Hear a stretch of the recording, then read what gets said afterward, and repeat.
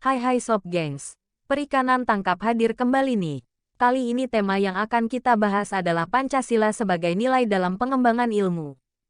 Sebelum itu kita perkenalan dulu yuk. Al-Kahfi Damar Kencana EPM 227.450.001 sebagai editor.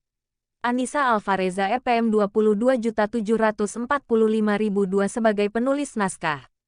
Darlan EPM 22.745.003 sebagai pencari materi.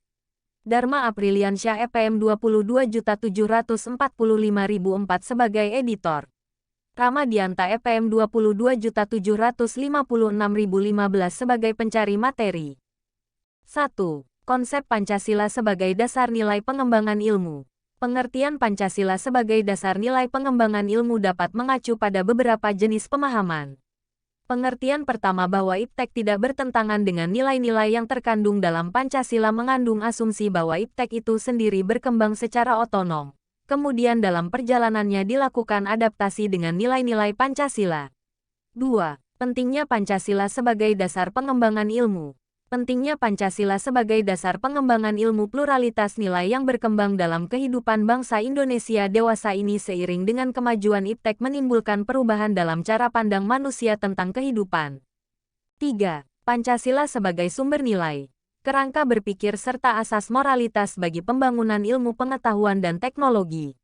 Pembangunan nasional Pancasila merupakan satu kesatuan dari sila-silanya harus merupakan sumber nilai, kerangka berpikir serta asas moralitas bagi pembangunan ilmu pengetahuan dan teknologi. Oleh karena itu sila-sila dalam Pancasila menunjukkan sistematika dalam pembangunan IPTEK. 4. Esensi Pancasila sebagai dasar nilai pengembangan ilmu. Ketuhanan Yang Maha Esa memberikan kesadaran bahwa manusia hidup di dunia ibarat sedang menempuh ujian dan hasil ujian akan menentukan kehidupannya yang abadi di akhirat nanti. Salah satu ujiannya adalah manusia diperintahkan melakukan perbuatan untuk kebaikan, bukan untuk membuat kerusakan di bumi. Sila kedua, kemanusiaan yang adil dan beradab memberikan arahan, baik bersifat universal maupun khas terhadap ilmuwan dan ahli teknik di Indonesia. Asas kemanusiaan atau humanisme menghendaki agar perlakuan terhadap manusia harus sesuai dengan kodratnya sebagai manusia, yaitu memiliki keinginan, seperti kecukupan materi, bersosialisasi, eksistensinya dihargai, mengeluarkan pendapat, berperan nyata dalam lingkungannya, bekerja sesuai kemampuannya yang tertinggi. Sila ketiga, Persatuan Indonesia memberikan landasan esensial bagi kelangsungan Negara Kesatuan Republik Indonesia (NKRI). Untuk itu, ilmuwan dan ahli teknik Indonesia perlu menjunjung tinggi asas persatuan Indonesia ini dalam tugas-tugas profesionalnya. Kerjasama yang sinergis antar individu dengan kelebihan dan kekurangannya masing-masing akan menghasilkan produktivitas yang lebih tinggi daripada penjumlahan produktivitas individunya.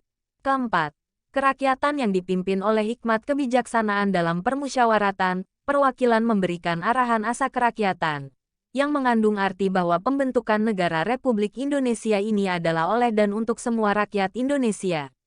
Setiap warga negara mempunyai hak dan kewajiban yang sama terhadap negara.